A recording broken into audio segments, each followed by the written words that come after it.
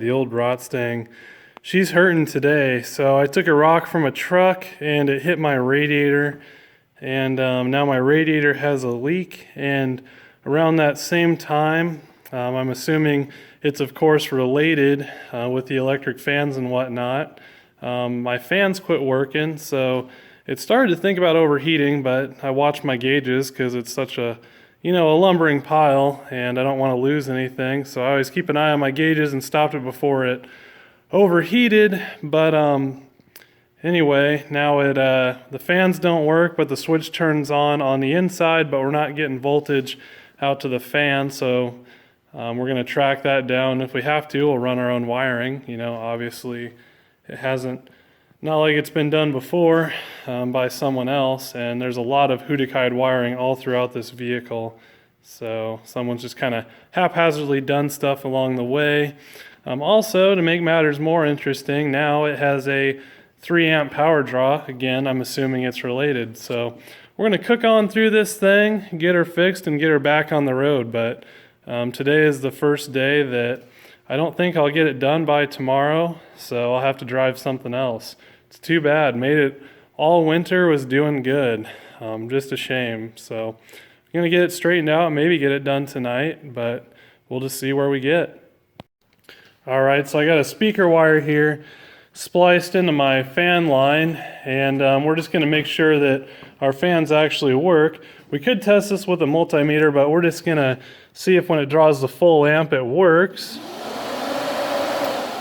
And so our fans are still good, which is definitely good on account of this radiator, and this fan setup was one of the reasons I bought this car. One of the parts I was going to use when I stripped it and before I junked it. So that's kind of too bad that we have issues there.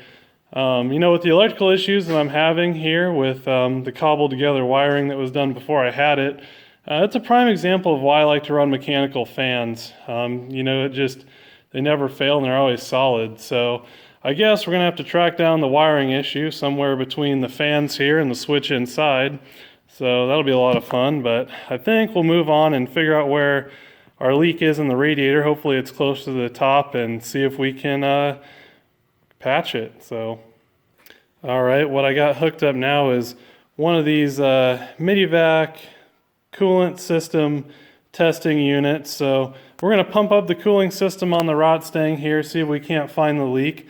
I imagine we won't get much pressure on account of on the drive over here it started hemorrhaging pretty bad, so it must be a pretty significant leak, and the radiator unfortunately will probably have to come out for our repairs. But anyway, I'm going to try and pressurize the system. Now when you use stuff like this, you don't want to exceed the rating that you have on your radiator cap. Now this is only a 7 psi radiator cap because I knew I had a problem and I didn't want it to pressurize all the way up to 16 psi like normal, so I could just limp it along. One of the many things I keep with me. But anyway, as I try and put pressure to it, it's not building any pressure at all. And if we listen right along this seam almost, you can hear it burping the air right on out. So on account of not being able to get any pressure in this thing at all, I'd venture to say we got a pretty good either core breach there, or the seam on our tank has failed. And if we look really close, it's been running kind of down the side here. There's a lot of dried coolant. It's white and whatnot. So I guess we'll tear into it.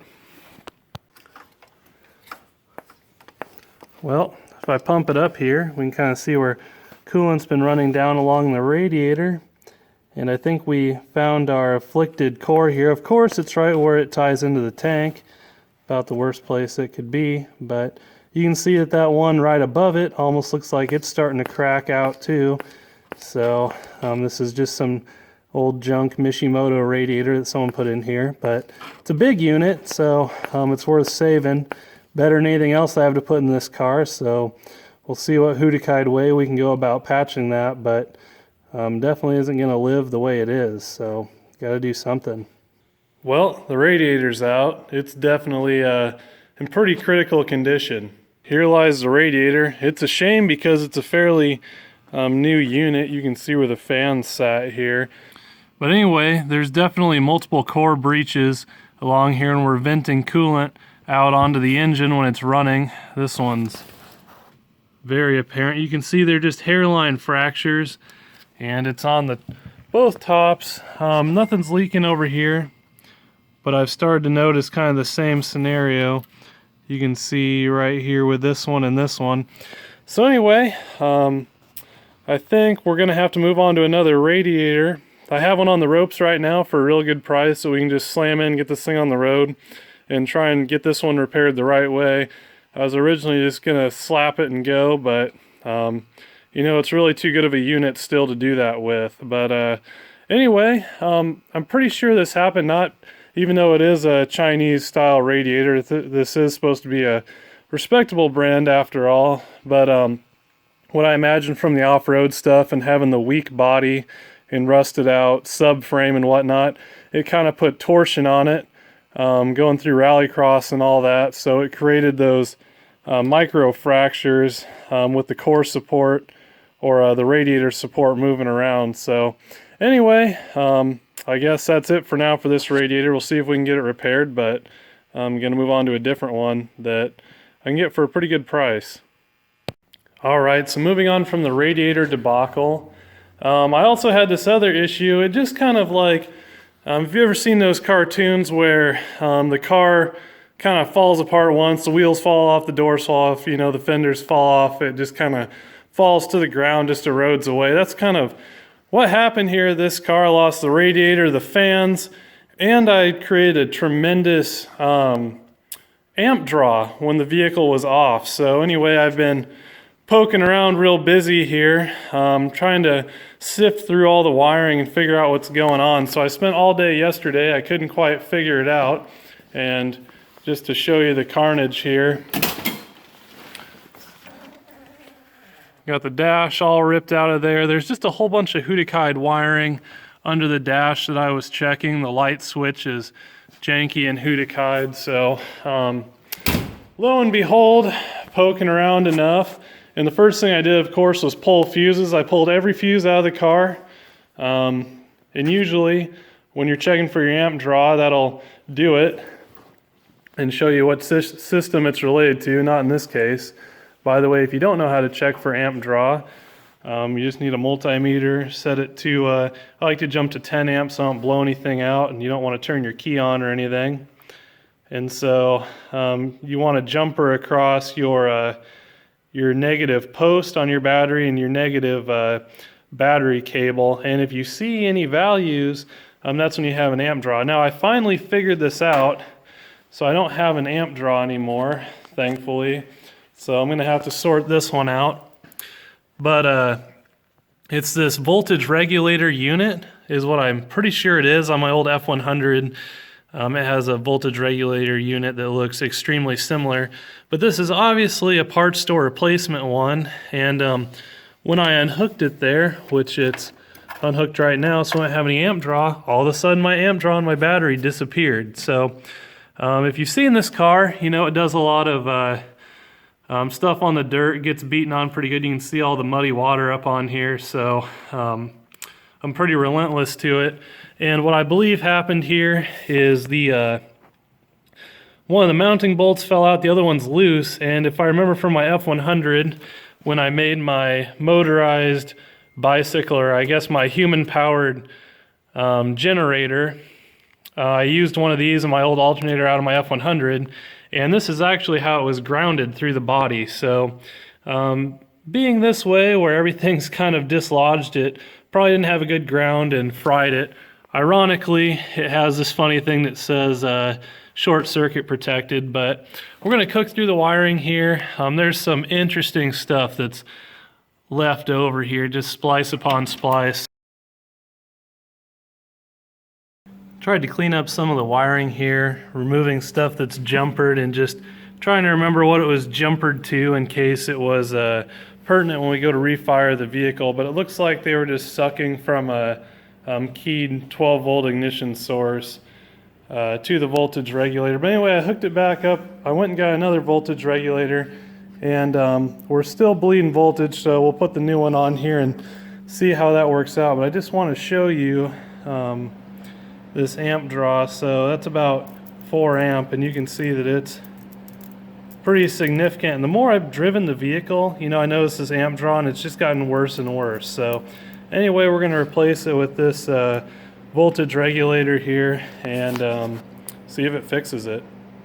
So I got the new voltage regulator kind of hooked in here, just kind of loosely laying in there and plugged into the harness. I didn't want to have to take the old one out if I didn't have to, which looks to be some crappy old parts store replacement. Anyway, one of the bolts is rusted in there pretty good, and I don't want to get real aggressive taking it out unless it is indeed the issue. So the other one's just kind of hanging here. I got a wire jumpered to the body of it that goes to my negative battery cable. You know, as I mentioned, they are grounded through the body, or they were back in '74 with how my F100 was set up. Kind of what they do is they regulate the voltage off your alternator. Modern alternators today, they're all built in, so you won't have a voltage regulator.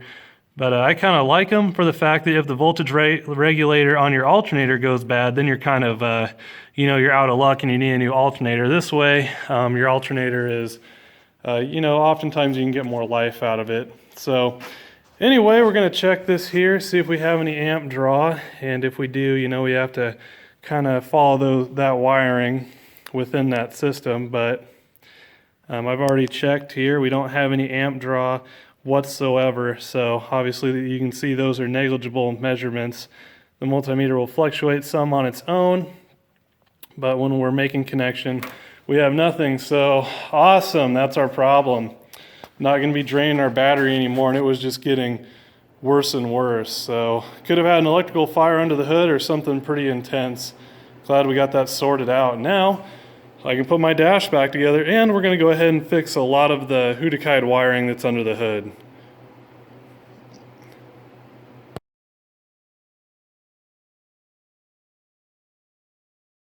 So I think I narrowed down the source here of why my fans themselves failed, and I'm sure it had something to do with the radiator hemorrhaging and throwing water all over the engine, which, might I add, the distributor did not fail. It still ran like a champ. So the rubber boot's really doing its job, and the other modifications we did. But anyway, it seems my switch itself failed, and how I tested that is I got my multimeter here. And most multimeters will have this ohm function, so if you connect any two things in line, you should get an ohm reading. But I also have an ohm reading that'll alarm, so it's good for checking wires, you know, if you're trying to locate where one end of a wire is connected into your firewall or something. So anyway, we can see that there. So what I went ahead and did is I hooked one of these leads onto the center prong, and then I hooked the other onto each opposing prong, and I flipped the switch back and forth, and no matter which way I throw it, I don't get any signal. So the switch itself is clearly failed, and I'm sure it's all related, but anyway, get a new switch in there and we'll check it all before we button our dash back up and make sure it's good. See that? We got the switch in the on position. Touching. Nada. See, if we touch the one that's on, we get a signal. Touch the bottom one without arcing across that center one there. Nothing. So again, switch is a goner. Alright, so we got our new switch here, our multimeter, and now with the switch flipped into the on position, you can see that we're getting connectivity through the switch. So that definitely was our problem. As you remember from the other switch, we weren't seeing that. Also, got me a radiator, picked it up for $100. Got these wheels for about 80, so they'll be a good spare set. Definitely going to smoke these tires off of these, but it's a good Griffin radiator, and I guess we can compare it to the Mishimoto, but I actually kind of like it better, so not all a loss. Alright, I got the fans kind of mocked up. They're sitting on the hood, so now when we flip our switch, we hear our fans come on, so that was indeed our issue. Now, to prevent this from happening again, what I'm going to go ahead and do is I'm going to wire a relay in series. So the switch just closes the relay contact, and the relay will be wired directly from the battery to the fans. So in most cases, you don't just want to run switches and run the main power through them, and that's why I believe this switch failed originally. So anyway, we'll get that wired up and then we should be good to go. So we got our switch on here, got our dash all back together, which is relieving, and got the relay installed. And so basically, again, what the relay is doing is it's just acting as a switch where it's now I have a line running from the battery, and I'll get that line all tucked up with some zip ties later on. I don't have any zip ties on me tonight, so I guess this is just going to be how it sits. But anyway, line coming from the battery, and then it goes into the relay, and then from the relay to the fan. So it takes all the load off that switch inside of the vehicle, and we're not going to have a fire in there now. So that's good, and I'm pretty sure that's why the switch failed originally, just way too much amp load on it, and it kind of melted out. But we see here in our multimeter, we're getting power up to our fans, so relay installation, though it's pretty sketchy at the moment, is a success. All right, we got our super low buck Griffin radiator here that I picked up off the internet locally for about $100. Now we see here it's got these epoxied tanks, which I've always thought kind of negatively about that, but after seeing that Mishimoto and kind of how small those cores are and whatnot, maybe the epoxy filled is better, and maybe, you know, it'll give it just when we're doing the off-roading stuff and it's flexing, it won't destroy it.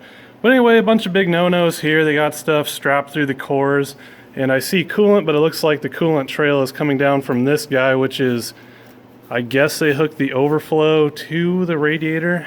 Pretty dumb. And the fans are hooked through the radiator. Big things that you don't want to do, big no-nos. So we're going to get all these stupid fans off of here, and hopefully the radiator's decent. Kind of went out on a whim here and get this all off. You never want to be hooking stuff through your cooling fins. Eventually, you know, it's going to rub and it's going to rupture a core, and you'll have the same problem where I had, where, you know, your radiator doesn't really hold pressure and throws coolant all over and messes with your electrical yet again. So anyway, we'll get this all ripped off here and ready to go. All right, got all that crap off. Time to get it in and hopefully holds coolant. Well, I got her in there. I turned it upside down, shook it out, washed out beforehand, which is good because apparently some squirrel here made this radiator its nut storage over the fall. So old John must have had it just sitting outside, and it kind of reeks of dog urine. So wouldn't be surprised. But anyway, we got it all hooked up. I'm kind of nervous. I'm just going to put my pressure tester on it and see if she holds pressure. But if she does, then we'll go ahead and fire it up. But went in there pretty good. The old fans hooked right up, and I'm glad I'm making this video because I would have forgot to hook my wiring up. Probably would have got sucked up in the belt and ripped it all off, so good deal there. We'll get that hooked up before we key it up. But anyway, I had to chop off a little piece of my factory mount here. I'll probably fab mounts in the end, but I had to cut them up, bend them around so that my hood would shut. But should be good to go. I guess I'll hook my wiring back up. We'll pressure test it and make sure it's good, and fire this thing up and stomp on it out the door, finally. All right, she pressure tested up. Got quite a mess to clean up, but I guess at this point, it's time to fire it up. I also did a oil change, so nice having that dash all back together. It's always debilitating when it's ripped all out. Now if I can find my keys here, and hopefully with all the wiring I fooled with, seems like we got power. Give her a few pumps. Awesome. Oil pressure coming up there from the oil change. Now hopefully when I get out and walk up front there's not coolant just spewing out of this radiator also. Everything seems to be good thus far. I don't see anything dripping at least. It's pretty hard to tell considering I didn't use a funnel whatsoever.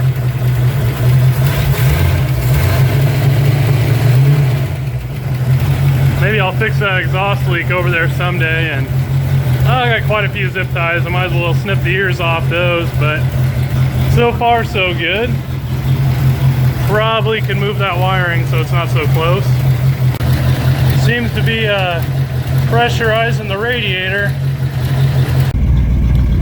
This is always the fun part when you fill the cooling system. You don't want to necessarily, after the block's been completely drained and everything, hop in it and just stomp on it down the road. So I let it get up to temp so the thermostat would open, and then I shut her down, and then we're gonna fill her up the rest of the way, which is what we've done. And we see that the temp was hovering around the middle, and now it's dropped back to about where my 160 thermostat likes to hang out. So anyway, we're going to do this a few cycles, and then again we'll pop the radiator cap and then add a little coolant and shut it down. But it looks like I about got it, and that we can about just pretty much take off and drive down the road.